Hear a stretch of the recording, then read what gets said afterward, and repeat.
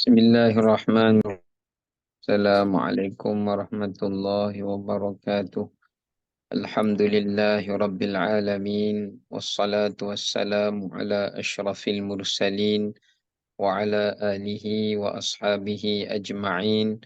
Qala rabbi shrah li sadri wa yassir li amri wahlul 'uqdatam min lisani yafqahu qawli. Subhanaka la ilma lana illa ma 'allamtana innaka antal alimul hakim. Wala haula wala quwwata illa billahil aliyyil azim. Alhamdulillah, kita rafakkan kesyukuran kepada Allah Ta'ala di atas segala kurniaan dan rahmatnya. Pada petang ini insya-Allah kita akan menyambung kembali untuk tafsir juzuk amma, sambungan bagi suratul Fajr, iaitu pada ayat yang ke-14. Jadi saya akan bacakan ayat yang ke-14 pada muka surat 593 sehinggalah kepada ayat yang ke-20. A'udzu billahi minasy syaithanir rajim. Bismillahirrahmanirrahim. Inna rabbaka labil mirsad. فأما الإنسان إذا ما ابتلاه ربه فأكرمه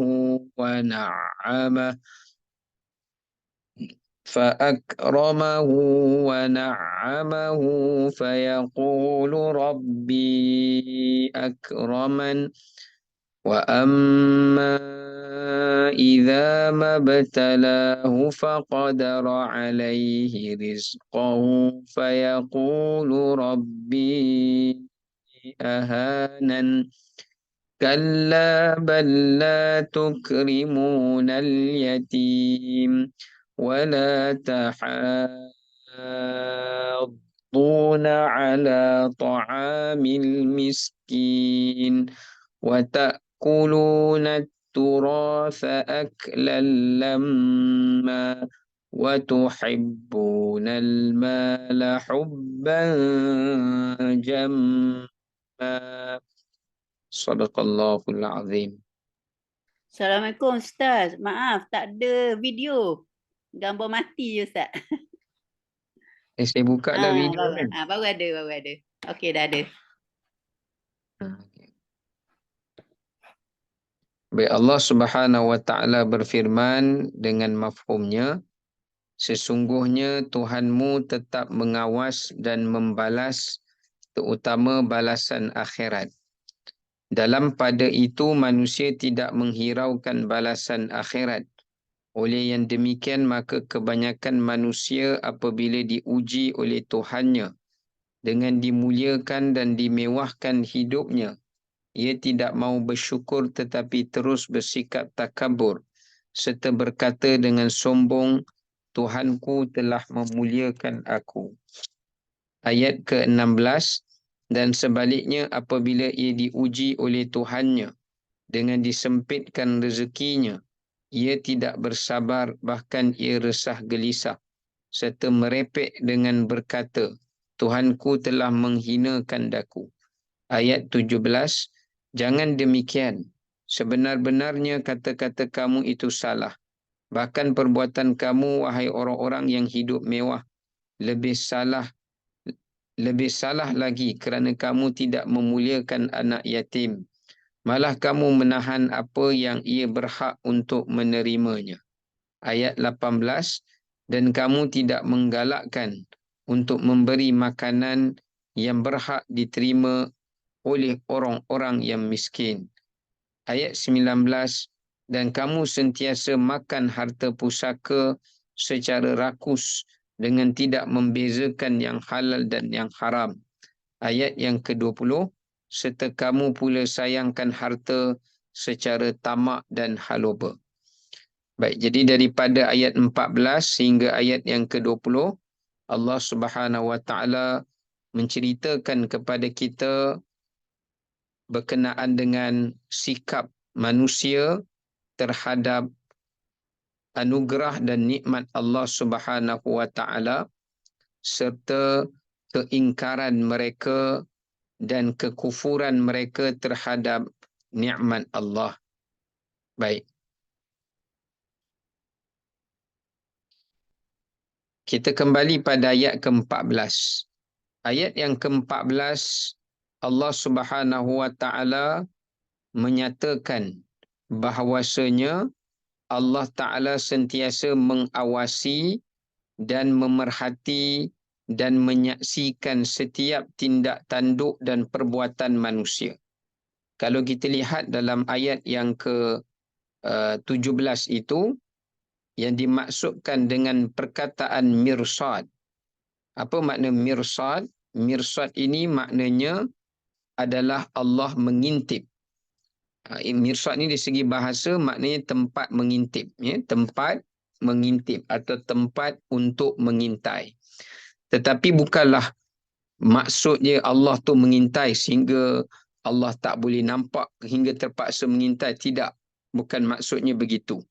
Tetapi maksudnya dekat sini ulama menafsirkan maksud kenapa Allah menggunakan perkataan mirsad itu.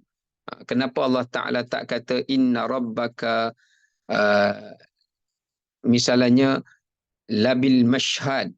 Contohnya Tuhan itu menyaksikan.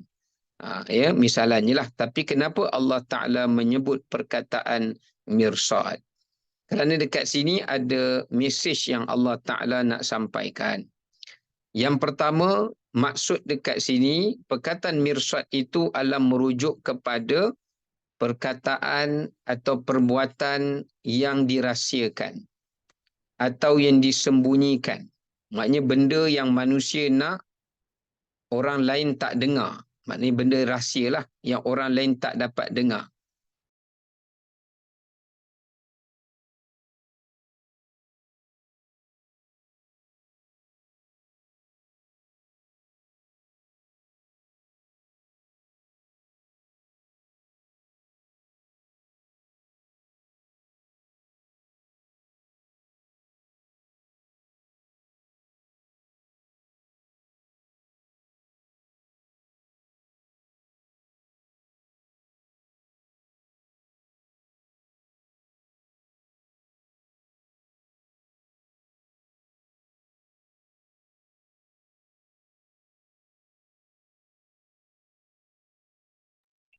Tak dengar Ustaz.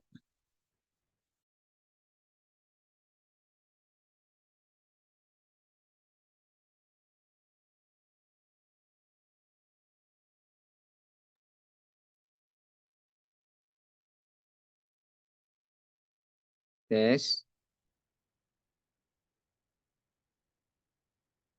Baik.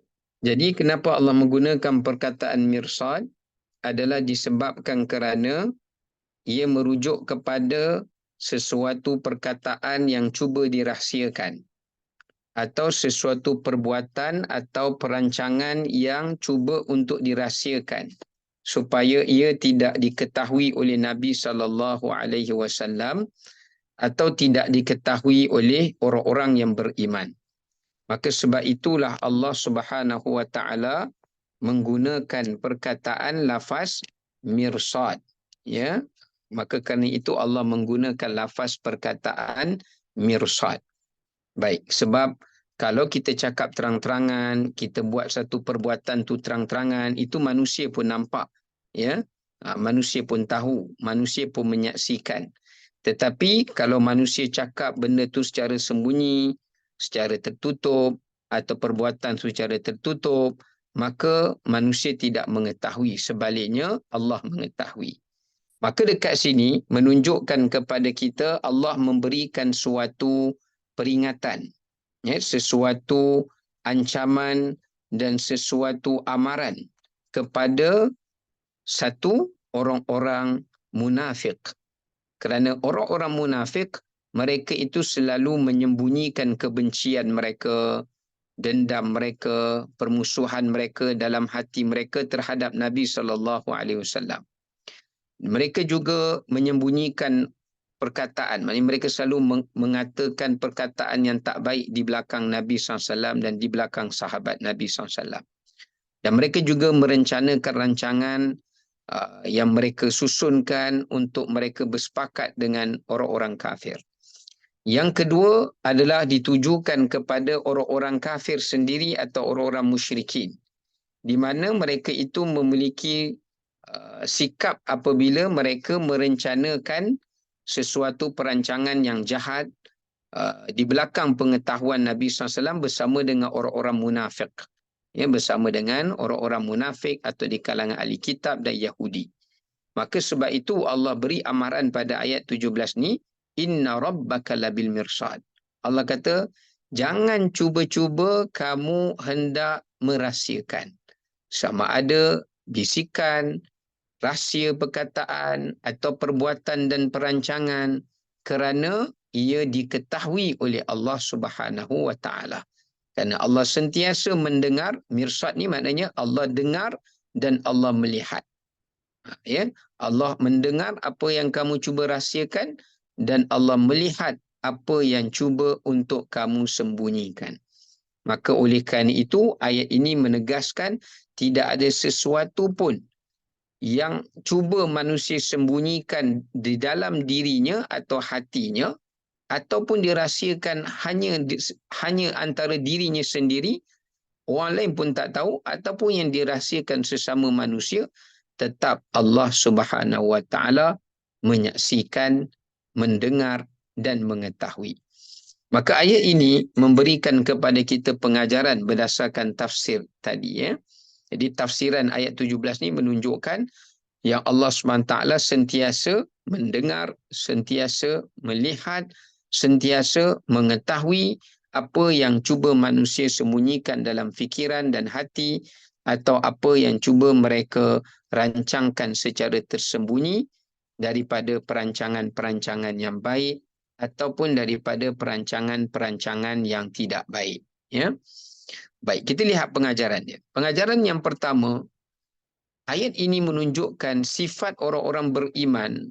Mereka itu yakin dan percaya Allah tahu dalam hati kita, dalam fikiran kita, apa kita rahsiakan, apa kita tak rahsia, semua Allah tahu. Tak ada benda yang kita boleh sembunyikan. Tak ada benda yang boleh terlepas daripada pengetahuan, penglihatan dan pendengaran Allah. Maka sebab itu pengajaran dia, orang-orang yang beriman, mereka itu akan sentiasa mengikhlaskan setiap perbuatan mereka kepada Allah, dan mereka akan bersifat jujur dalam setiap urusan, sebab mereka tahu kalau mereka tak jujur tu Allah tetap tahu walaupun manusia tidak tahu.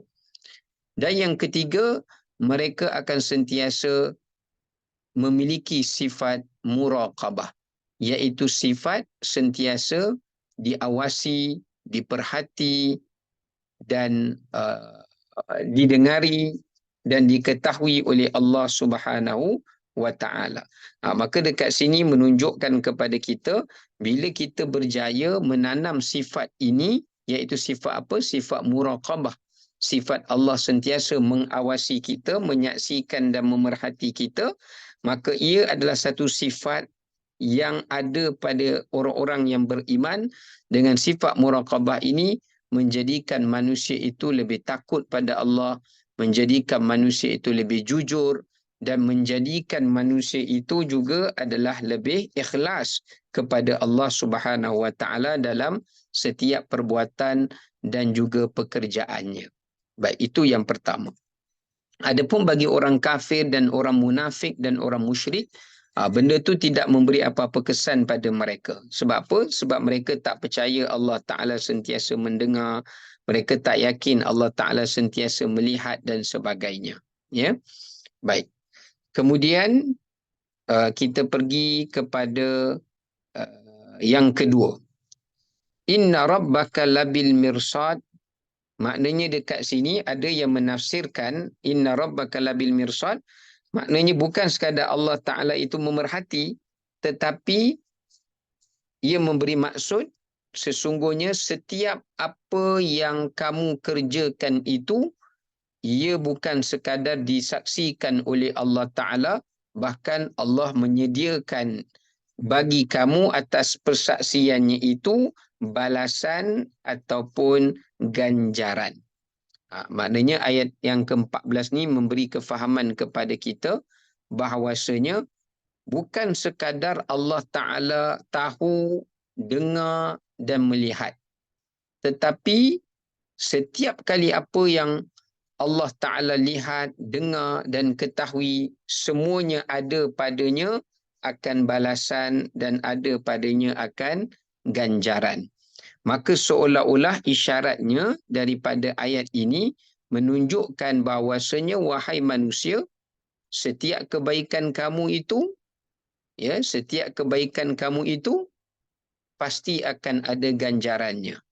Bila Allah saksikan, Allah awasi setiap kebaikan kamu, seolah-olah syurga juga sedang menyaksikan kamu, kerana setiap kebaikan yang kamu buat tadi Allah Ta'ala akan ganjar.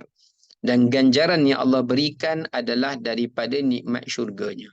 Dan setiap apa yang Allah saksikan itu daripada kejahatan kamu, di samping itu juga neraka menyaksikannya. Untuk memberi balasan dan memberikan azab dan hukuman selaras dengan kemurkaan Allah apabila Allah menyaksikan. Dia tak jauh beza dengan ayat Quran yang sebelum ni kita dah baca, inna jahannama kanat mirsada. Perkataan mirsad tu sama. Sesungguhnya neraka Jahannam ini juga dia mengintai. Dia menyaksikan setiap kejahatan yang dilakukan oleh manusia. Jadi apa yang Allah saksikan, ia juga mengiringi bersama dengannya syurga Allah jika ia kebaikan, atau neraka Allah jika ia satu kejahatan. Seolah-olah Allah nak bagi satu mesej dekat kita, jika kita buat kebaikan, Allah menyaksikan. Oleh kerana itu, setiap kebaikan kita itu yang disaksikan oleh Allah, yang diketahui oleh Allah sejak azali lagi, ia pasti juga akan disaksikan oleh para malaikat dan juga pasti akan disaksikan oleh syurga. Demikianlah sebaliknya. Kemudian pada ayat yang ke-15, Allah Subhanahu Wa Ta'ala menceritakan kepada kita tentang sikap manusia yang kufur, ataupun ciri-ciri sifat manusia yang kufur kepada nikmat Allah Subhanahu Wa Ta'ala. Maka pada ayat ini Allah menerangkan kepada kita apakah ciri-ciri sifat manusia yang berlaku kufur kepada Allah Subhanahu Wa Ta'ala. Yang pertama, kalau kita lihat Allah Ta'ala sebut pada ayat ini,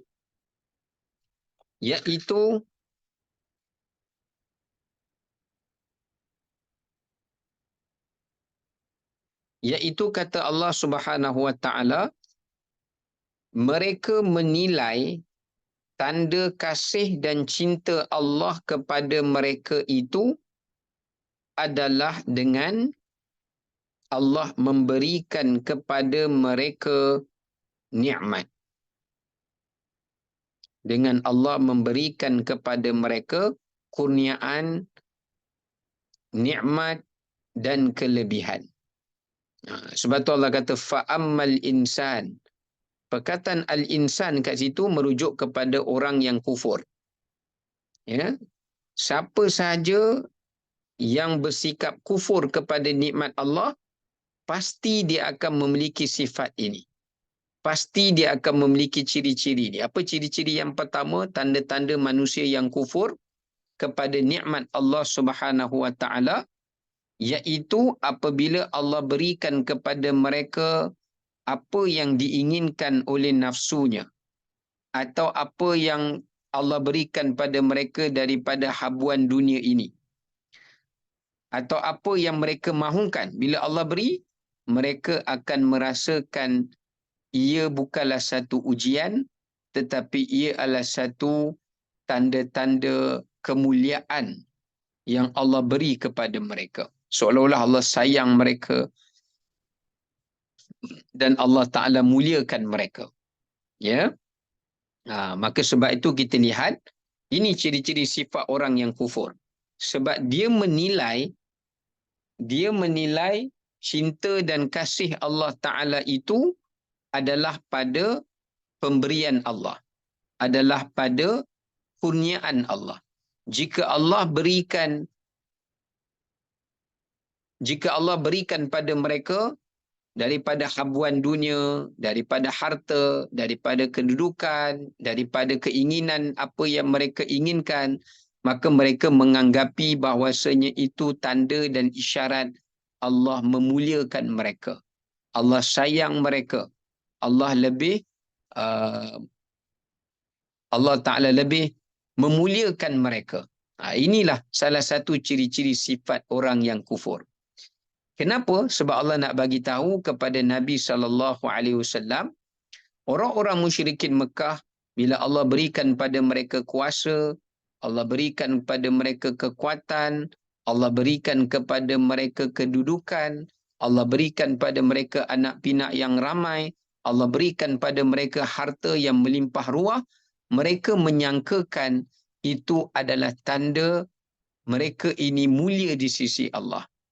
Sedangkan pengikut Nabi Muhammad SAW, para sahabat, kebanyakannya pada awal dakwah Nabi SAW, banyak di kalangan hamba, banyak di kalangan orang fakir miskin, banyak di kalangan orang-orang bawahan, bukan daripada kalangan golongan bangsawan, maka mereka menyangkakan bahawasanya itu tanda yang Allah tidak menyukai Nabi Muhammad SAW dan tidak memuliakan baginda dan sahabat-sahabatnya. Kerana pada penafsiran mereka, pada hemat mereka, pada andaian mereka, tanda Allah memuliakan seseorang manusia itu, tanda cinta dan kasih Allah kepada seseorang manusia itu adalah apabila Allah memberikan segala kemewahan dan kesenangan dunia kepadanya. Inilah satu kefahaman yang salah dan satu kefahaman yang menyesatkan. Ya, inilah satu kefahaman yang Allah ingin perbetulkan di dalam ayat ini, yang kebanyakan manusia terpedaya dengan tipu daya syaitan yang dinamakan sebagai tazyin. Tazyin ni adalah satu tipu helah syaitan yang cuba, apa maksud tazyin? Yang cuba memperindahkan, tu makna tazyin.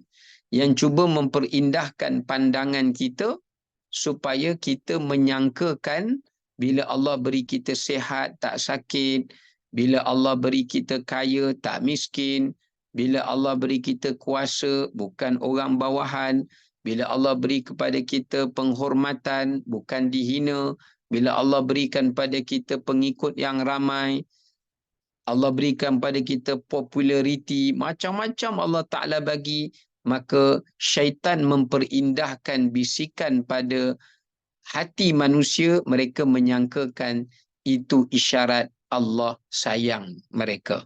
Sedangkan Allah kata itu bukanlah tanda cinta dan kasih Allah. Itu bukanlah ukuran kemuliaan di sisi Allah Ta'ala, bukan. Sebab jelas dalam ayat Quran yang lain, Allah Ta'ala sebut orang yang paling Allah cinta, yang menjadi ukuran kepada cinta dan kasih dan redha Allah pada hambanya, bukanlah pada penilaian kebendaan, bukanlah pada penilaian nikmat yang banyak yang Allah berikan, tetapi pada penilaian taqwa. Sebagaimana Allah berfirman dalam suratul Hujurat, kata Allah Subhanahu wa Ta'ala, inna akramakum indallahi atqakum. Yang memberi maksud sesungguhnya yang paling Allah Subhanahu wa Ta'ala kasihi dan cintai adalah di kalangan kamu yang paling bertakwa kepada Allah Subhanahu wa Ta'ala. Di siapa yang paling bertakwa kepada Allah, itulah nilaian dan ukuran cinta dan tanda kasih Allah Ta'ala kepada hambanya. Bukan nilaian dan ukurannya adalah merupakan nikmat ataupun ganjaran. Bukan. Ganjaran, nikmat itu bukanlah menjadi ukurannya. Ya? Sebaliknya yang menjadi ukurannya adalah ketaatan, kepatuhan dan ketakwaan seseorang itu kepada Allah Subhanahu wa Ta'ala. Baik. Yang kedua, ayat yang kita bacakan ini menunjukkan kepada kita tentang bahaya istidraj. Yang pertama, ayat ini cerita tentang bagaimana sifat ciri-ciri orang yang kufur kepada Allah, yakni kufur nikmat kepada Allah, adalah apabila syaitan memperdayakan dia, dia menyangkakan bila dia dapat banyak kekurniaan Allah, itu tanda Allah sayang. Itu yang pertama. Yang kedua, ayat ini menceritakan pada kita tentang apa? Tentang tentang bahana istidraj. Kerana dalam ayat ini Allah menegaskan bila Allah berikan kepada manusia itu nikmat yang melimpah-limpah ruah. Tetapi nikmat yang melimpah ruah itu menambahkan lagi kekufurannya, menambahkan lagi kezalimannya, menambahkan lagi maksiat dan dosanya, menambahkan lagi kejahatannya, menambahkan lagi sifat keangkuhan dan kesombongannya, maka ia adalah istidraj. Ya, ia adalah istidraj. Sebab tu kena ingat para ulama mengatakan bila Allah Subhanahu Wa Taala tidak menghendaki hambanya. Bila Allah Ta'ala tidak berkehendak lagi kepada hambanya, Allah akan hantarkan atau kirimkan kepada hambanya itu dua perkara. Moga-moga Allah Ta'ala jauhkan kita daripada dua perkara ini. Ya, Allah hindarkan kita dan selamatkan kita daripada dua perkara ini. Yang pertama namanya istidraj. Apa makna istidraj? Istidraj ini maknanya secara perlahan-lahan manusia itu jatuh ke lembah neraka. Atau secara perlahan-lahan manusia itu mati dalam kufur. Secara perlahan-lahan ia mati dalam keadaan tidak bertaubat dan mati dalam keadaan zalim ke, mati dalam keadaan fasik ke. Itu makna istidraj. Ya. Jadi kalau Allah dah tak berkehendak, Allah dah tak suka, Allah dah tak berkenan kepada hambanya, apa yang Allah buat? Allah berikan kepadanya istidraj. Macam mana? Allah tambahkan lagi nikmat, tambah, supaya dengan berganda dan bertambah nikmat itu, dia semakin jauh dan dia mati dalam keadaan dia tak beriman pada Allah atau mati dalam keadaan ingkar pada Allah Ta'ala. Itu cara pertama. Cara yang kedua, bila Allah tak berkehendak kepada hambanya, maka Allah Ta'ala timpakan kepadanya yang kedua selain istidraj, namanya adalah imhal. Nama dia adalah imhal. Apa itu imhal? Imhal ini iaitu Allah berikan kepada mereka kelalaian, keasyikan. Kelalaian dan keasyikan. Itu nama imhal. Sebagaimana kalau kita baca di dalam ayat Al-Quranul Karim, di mana sekejap ya.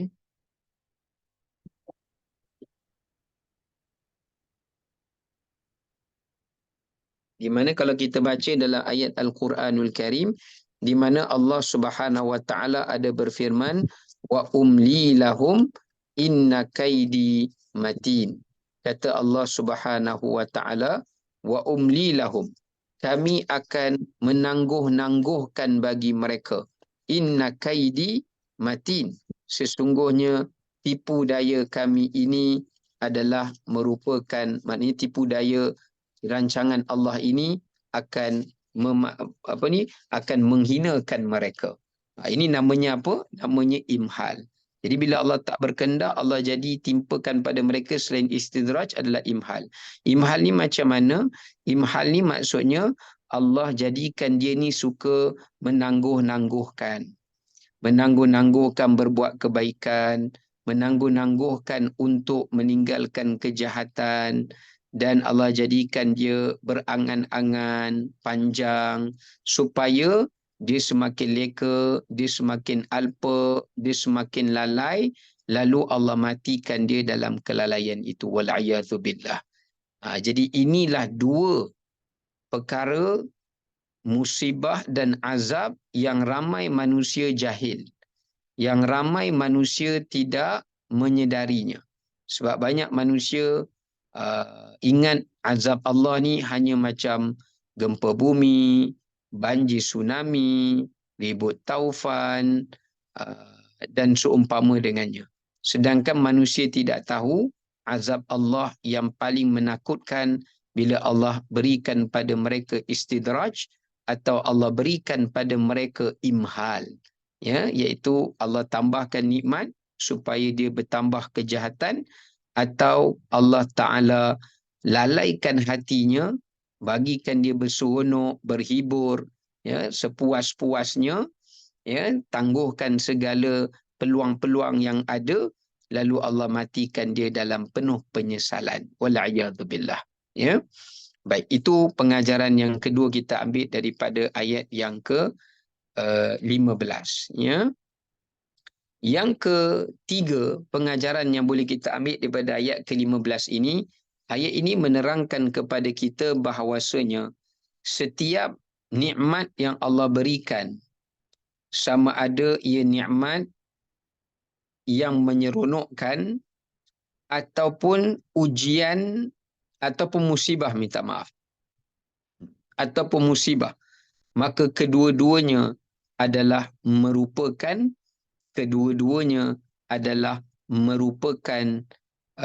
ujian. Ini yang perlu kita fahami dengan betul. Sama ada Allah bagi nikmat atau Allah bagi musibah, kedua-duanya adalah ujian. Ujian daripada Allah Ta'ala. Sebab tu kalau Allah bagi kita sihat, itu juga adalah ujian. Sebagaimana Allah beri kita sakit, itu juga adalah ujian. Allah beri kita kaya, itu juga ujian. Sebagaimana Allah jadikan seseorang itu miskin, itu juga ujian. Allah berikan seseorang tu ilmu, itu juga ujian. Allah berikan pada seseorang itu jahil, itu juga ujian. Allah berikan pada seseorang itu kedudukan dan kuasa, itu juga ujian. Allah berikan pada seseorang tu tak ada kedudukan dan kuasa, itu juga ujian. Jadi kedua-duanya adalah ujian. Cuma ujiannya berbeza-beza. Macam kita kalau nak faham secara mudahnya, macam kita kata beginilah. Budak sekolah rendah, dia ambil exam sekolah rendah. Itu juga namanya ujian. Contoh kalau dulu UPSR. UPSR pun ujian juga. PMR pun ujian juga. SPM pun ujian juga. Exam semester di universiti pun ujian juga. Semuanya ujian. Cuma silibus ujian itu saja yang berbeza. Jadi sebab itu kita kena faham. Sebab tu Allah Ta'ala mulakan pada ayat 15 ni, fa'ammal insan idza mabtalah, kata Allah. Adapun manusia bila kami ujinya dengan apa, Allah kata? Dengan nikmat. So maknanya kalau orang yang Allah bagi nikmat, itu juga satu ujian bagi dia. Ujian sama ada dia berjaya menguruskan nikmat itu ataupun tidak. Sama ada dia berjaya ataupun dia gagal menguruskan nikmat Allah Subhanahu wa Ta'ala itu.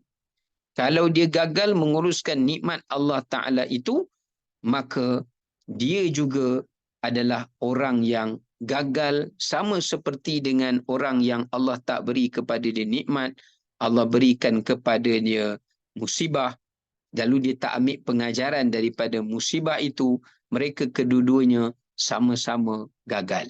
Ya? Jadi jangan manusia ni dikaburi oleh nafsu, diperdayakan oleh syaitan dengan tipu daya tazyin tadi, sehinggakan mereka melihat hanya orang yang diuji dengan kesusahan itu saja orang yang diuji oleh Allah. Sedangkan orang yang mendapat kesenangan, mereka itu bukanlah orang yang diuji oleh Allah Subhanahu wa Ta'ala. Contoh kalau Allah jadikan kita ni pandai baca Quran, itu pun ujian juga. Kan? Contoh kita pandai baca Quran, kita selalu baca Quran, kita ingat itu bukan satu ujian. Padahal Allah sedang uji kita. Contohnya Allah uji apa? Bila kita dah pandai baca Quran, Allah nak uji kita istiqamah ke tidak. Ke pandai baca saja tapi tak istiqamah. Kadang-kadang kita dah pandai baca Quran, tapi Allah uji kita dari segi apa? Allah uji kita dari segi ikhlas kita. Kadang-kadang kita baca banyak tapi tak ikhlas. Nak orang puji, nak kata orang kata kita hebat, baca sedap. Ada orang dia tak pandai baca Quran, itu pun ujian juga. Dengan dia tak pandai baca Quran, dia kata, malaslah, susahlah baca Quran ni, asyik kena tegur je, payahlah nak belajar, asyik lupa je. Itu pun ujian juga. Jadi kedua-duanya adalah ujian. Cuma bentuk ujian itu saja berbeza-beza. Dan ingat, setiap kali bila Allah beri kepada hambanya itu ujian, Allah mengetahui yang hambanya itu mampu untuk menghadapi dan mampu untuk mengharungi ujian tersebut. Ya, mampu untuk menghadapi dan mampu untuk mengharungi ujian tersebut. Ya, baik. Sekarang kita lanjutkan kepada ayat yang ke 16. Saya minta izin berhenti 3.45 sebab saya nak kena ambil anak, minta maaf. Tadi saya termasuk lambat. Baik, kita pergi kepada ayat yang ke-16 pula. Ayat yang ke-16, Allah Ta'ala menyebutkan pula, sambungan lagi tadi, tentang sikap manusia yang kufur. Sikap manusia yang kufur. Di mana Allah Ta'ala sebut, apabila Allah berikan kepada manusia itu musibah, Allah beri pada mereka ujian, Allah berikan pada mereka, tak kiralah musibah sakit ke, musibah kesusahan dan kemiskinan ke, musibah tidak mendapat anak ke, atau Allah berikan pada mereka musibah kesusahan ke, dan apa saja bentuk ujian itu, maka manusia dengan segeranya, ini ciri-ciri sifat orang yang kufur ni. Mereka dengan segeranya mendakwa dan menyangka bahawasanya Allah Ta'ala membenci mereka. Allah Subhanahu Wa Ta'ala menghina mereka. Allah Ta'ala tidak menyukai mereka. Inilah satu perkara yang perlu diperbetulkan. Sebagaimana kalau kita baca dalam suratul Baqarah, jelas Allah Ta'ala menyebutkan kepada kita satu kaedah yang kita kena pegang kaedah ini dalam hidup kita. Apa kaedah itu? Kata Allah, وَعَسَىٰ أَن تَكْرَهُوا شَيْئًا وَهُوَ خَيْرٌ لَكُمْ وَعَسَىٰ أَن تُحِبُّوا شَيْئًا وَهُوَ شَرٌ لَكُمْ. Kata Allah Ta'ala, berapa banyak wahai manusia perkara-perkara yang kamu sukai, sedangkan apa yang kamu sukai itu sebenarnya dia tidak baik bagi kamu. Banyak kita tak tahu kan, kadang-kadang kita ingat kita ni sihat lagi baik kan, kita duk minta lah sihat. Kadang-kadang kita tak tahu dengan kita sihat tu bertambah dosa kita. Sebab tu Allah Ta'ala bagi kita sakit supaya nak menghapuskan dosa kita itu tadi, ya. Atau mungkin kita sihat pun kita buat baik, cuma pahala kebaikan kita tu, amal kita tu tak cukup nak masuk syurga. So Allah nak bagi cukup, Allah berikan pada kita sakit, supaya dengan sakit itu Allah nak mempercepatkan lagi, nak menggandakan lagi, supaya kita dapat pahala yang lebih banyak, agar lebih mudah untuk kita masuk syurga. Sebab ketika ni ingat, kalau kita boleh buat kebaikan dalam keadaan senang tanpa halangan, tak sama dengan kita dapat buat kebaikan dalam keadaan diuji dan dalam cubaan. Kerana kita buat kebaikan dalam keadaan diuji, pahalanya lebih besar. Kerana kesulitannya lebih besar. Ya, sebagaimana Nabi SAW bersabda kepada Sayyidatina Aisyah radhiyallahu ta'ala anha, kata baginda, innama tu'jari ala qadari nasbaki. Sesungguhnya kamu akan diberi pahala, wahai Aisyah, berdasarkan kepada kesukaran dan kesulitan kamu apabila kamu melaksanakan perintah Allah Subhanahu wa Ta'ala. Maka dekat sini jelas menunjukkan kepada kita bahawasanya bila Allah berikan kepada kita ujian, tidak bererti Allah membenci kita. Bila Allah memberi kita nikmat, tidak bererti Allah menyayangi kita. Sebagaimana dalam kaedah tadi sebut, apa yang kita suka tu tak semestinya baik bagi kita, dan apa yang kita tak suka itu tak semestinya ia tak baik bagi kita. Kerana Allah lebih mengetahui daripada diri kita sendiri. Ya? Allah lebih mengetahui mana yang lebih baik bagi kita yang kita tidak ketahui. Kerana ilmu Allah Ta'ala itu adalah lebih luas daripada pengetahuan kita. Ya? Baik. Maka dekat sini menunjukkan pengajaran dia apa? Saya dah sebut dah tadi, pengajaran yang pertama, ujian dan nikmat bukanlah semata-mata menjadi ukuran. Ya? Menjadi ukuran kepada cinta Allah Subhanahu Wa Taala. Sebaliknya yang menjadi ukuran kepada tanda cinta Allah Ta'ala kepada kita adalah syukur dan sabar. Ini pengajaran dia. So ayat ni Allah nak bagi tahu, kalau Allah bagi kita nikmat atau Allah bagi kita ujian, itu belum tentu lagi menandakan Allah sayang kita. Sama ada Allah bagi kita nikmat, belum tentu Allah sayang. Allah bagi kita ujian, belum tentu Allah sayang. Tapi dia adalah proses pentarbiahan untuk membantu agar Allah sayang kita. Mempermudahkan agar Allah sayang kita. Bila? Contoh kalau Allah beri nikmat pada kita, kalau kita berjaya bersyukur atas nikmat Allah Ta'ala itu, Allah sayang kita. Ya, Allah sayang kita. Sebab tu Allah kata, la in syakartum la azidannakum. Kalaulah kamu wahai manusia bersyukur kepada aku atas nikmat yang aku beri, akan aku tambah. Itu tanda Allah sayang. Jadi kita kena ingat, tanda Allah sayang ni bukan sekadar Allah beri nikmat. Tapi tanda Allah sayang tu bergantung pada cara bagaimana kita menguruskan nikmat tadi.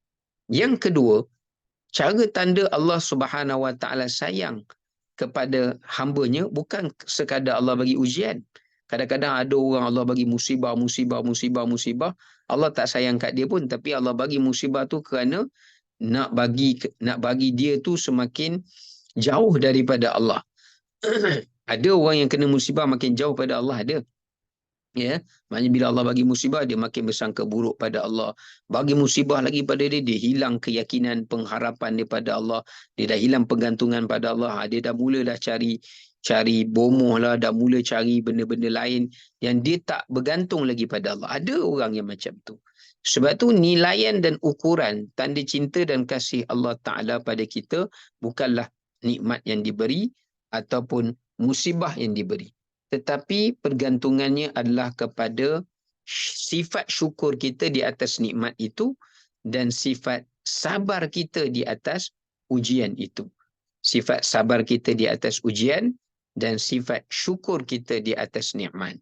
Itulah yang menjadikan tanda nilaian cinta dan redha Allah. Sebagaimana Allah Ta'ala sebut, innallaha yuhibbu kulla sabbarin syakur.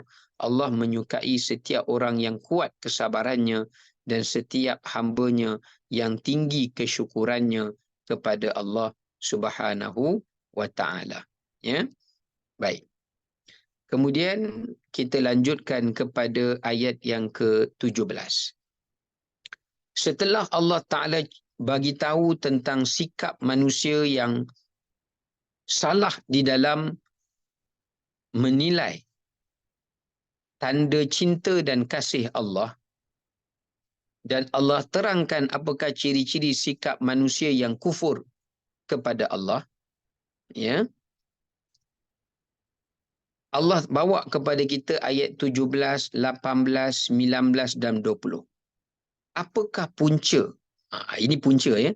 Apakah punca yang menyebabkan manusia itu salah tanggap, salah menganggap tanda cinta Allah pada mereka? Dan apakah yang menyebabkan manusia itu cepat berlaku kufur kepada Allah bila Allah berikan nikmat pada mereka? Dan cepat mereka hilang keyakinan pada Allah bila Allah berikan ujian pada mereka. Tapi sebelum tu, saya nak kongsikan berkenaan dengan apa yang disebut oleh para ulama mengenai tanda-tanda cinta Allah Ta'ala kepada hamba-Nya. Tanda-tanda cinta Allah Subhanahu Wa Ta'ala kepada hamba-Nya. Ya? Baik. Supaya kita lebih jelas mengenai pengajaran ini.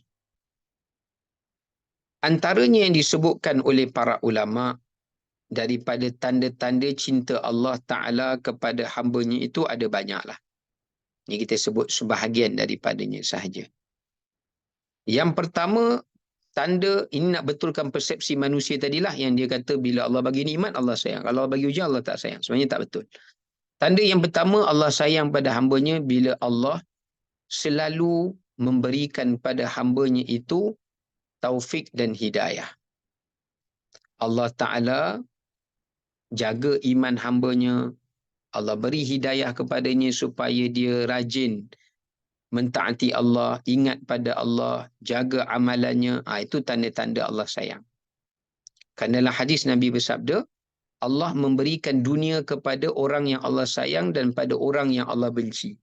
Tapi Allah tidak akan memberikan hidayah melainkan pada orang yang Allah sayang. Yang kedua, tanda Allah Ta'ala sayang kepada hamba-Nya, Allah selamatkan hamba-Nya daripada fitnah nafsu.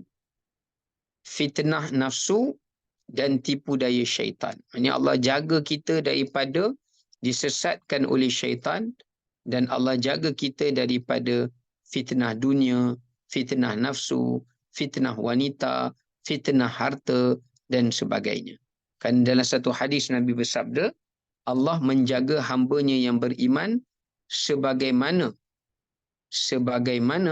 seseorang yang sakit itu menjaga dirinya daripada makanan dan minuman yang boleh membawa kepada sakitnya ia. Itu perumpamaan lah. Yang ketiga, tanda Allah Ta'ala sayang kepada hamba-hambanya adalah dengan Allah menjaga panca inderanya. Allah jaga mata kita, telinga kita, tangan dan kaki kita supaya kita gunakan semua anggota-anggota dan nikmat yang Allah berikan ini pada jalan Allah. Yang seterusnya, tanda Allah sayang kepada hamba-Nya adalah Allah menguji hamba-Nya itu pada agama dan pada dunianya. Ini pun tanda Allah sayang juga. Dia tak sama macam orang musyrikin faham tu. Bila Allah sayang tu Allah bagi nikmat kesenangannya. Tidak. Sebenarnya tanda Allah Ta'ala sayang juga adalah bila Allah Ta'ala uji kehidupan dunia kita. Kehidupan dunia ni hidup kita lah, sihat, sakit kita dan sebagainya. Dan juga Allah uji agama kita. Ya, dan kemudian seterusnya tanda Allah Ta'ala mencintai hamba-Nya adalah Allah segerakan hukuman. Allah segerakan balasan, segerakan musibah, segerakan hukuman pada hamba-Nya di dunia. Supaya bila balik ke akhirat, hamba-Nya tak perlu untuk dihukum dengan siksaan di hari akhirat yang lebih berat. Ya, yang lebih berat. Kemudian tanda Allah sayang kepada hamba-Nya adalah dengan cara Allah Subhanahu Wa Ta'ala mempermudahkan kita untuk berbuat kebaikan dan berbuat kebajikan dalam menolong manusia.